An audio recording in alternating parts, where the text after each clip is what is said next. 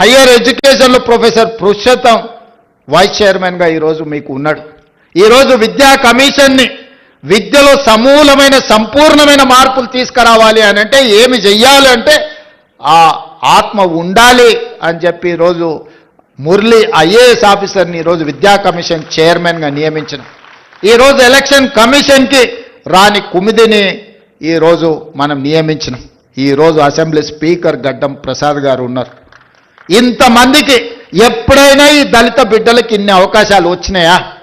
మీరు ఒక్కసారి ఆలోచన చేయండి. ఇవాళ ప్రజాప్రభుత్వం ఉన్నది కాబట్టి అసెంబ్లీ స్పీకర్ ఆయన ముఖ్యమంత్రిని చేస్తాను మోసం చేస్తే ఆయనను అధ్యక్ష అని పిలిచి మైక్ అడుక్కునే పరిస్థితి ఒక దళిత బిడ్డ చేతిలో పెట్టి నువ్వు ఆడ తప్పించుకున్నా ఈడ తప్పించుకోలేవు అని చెప్పి మా సోదరుడు గడ్డం ప్రసాద్ కుమార్ గారిని అసెంబ్లీ స్పీకర్గా ఈరోజు ఇందిరమ్మ రాజ్యంలో ప్రజాప్రభుత్వంలో మనం చేసినాం. ఆర్ట్స్ కాలేజ్ కానీ, ఉస్మానియా యూనివర్సిటీకి కానీ, లేకపోతే అంబేద్కర్ యూనివర్సిటీకి కానీ, రాజీవ్ గాంధీ ట్రిపుల్ ఐటీకి కానీ, హయ్యర్ ఎడ్యుకేషన్లో కానీ, విద్యా కమిషన్లో కానీ, ఎలక్షన్ కమిషన్లో ఇన్ని చైర్మన్ పదవులు. ఈరోజు ఈవెన్ లాలో కూడా పబ్లిక్ ప్రాసిక్యూటర్ నాగేశ్వరరావు గారిని దళితుడిని ఈరోజు పెట్టినాం. ఇప్పటివరకు స్వతంత్రం వచ్చినప్పటి నుంచి ఏ రోజు కూడా ఒక దళితుడికి అవకాశం రాలే. ఇన్ని ఎస్సీ కార్పొరేషన్ ప్రీతం సార్ అది. సో నేను అనేది ఏంటి అంటే ఇవన్నీ కూడా కులం ఒక్కదాంతోనే అవకాశాలు రాలే, వాళ్ళు చదువుకున్నారు కాబట్టి ఇవాళ అవకాశాలు వచ్చినాయి. ఇవాళ ఫైనాన్స్ మేము తీర్చిదిద్దుతున్నాం అంటే సెంట్రల్ యూనివర్సిటీ స్టూడెంట్ ఈరోజు డిప్యూటీ సీఎంగా సెంట్రల్ యూనివర్సిటీలో చదువుకొని రాణించిన మల్లు బట్టి విక్రమార్క గారు ఈరోజు ఆర్థిక మంత్రిగా డిప్యూటీ సీఎంగా ఉన్నాడు కాబట్టి ఈ నిధులన్నిటిని కూడా ఒక సిస్టమేటిక్గా స్ట్రీమ్ లైన్ చేసి మీ దగ్గరికి పంపిస్తున్నాం. దీనికంతా చదువే కారణం.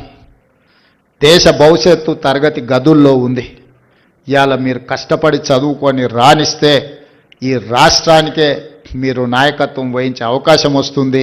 మీరందరూ రాణించాలని, మీ జీవితం ఉజ్వలంగా ఉండాలి అని, ఈ ప్రభుత్వం మీకు అండగా నిలబడుతుంది అని, రేవంత్ అన్న అని మీరు ఎప్పుడు పిలిచినా మీకు పలికే నాయకుడిగా మీకు తోడుగా నేను ఉంటానని, మా పిల్లలు రాణించాలి, మా పిల్లలు బాగుండాలి అని నిండు మనసుతో ఈ వేదిక మీద ఉన్న మేమందరం కోరుకుంటున్నాము. మీ మంచే మా మంచి.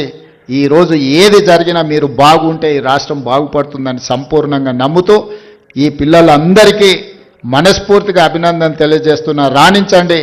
ఈరోజు స్పోర్ట్స్ కోసం కూడా ఈరోజు young India skill university, skills లేని వాళ్ళకి స్కిల్స్ నేర్పడానికి యంగ్ ఇండియా స్కిల్స్ యూనివర్సిటీ ప్రారంభించినాం.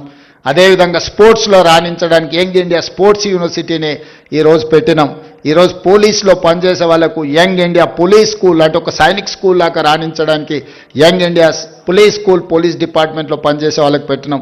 ఈరోజు గ్రామీణ ప్రాంతాలలో ఉండే పేదవాళ్ళకి ఎస్సీ ఎస్టీ బీసీ మైనారిటీ అదేవిధంగా ఈడబ్ల్యూఎస్ పిల్లలకు Young India integrated residential schools పెట్టినాం. మీరు యంగ్ ఇండియాలో భాగస్వాములు. Young India is my brand. మీరు నా బ్రాండ్ అంబాసిడర్లను తెలియజేస్తూ మీ అందరిని అభినందిస్తూ సెలవు తీసుకుంటున్నారు.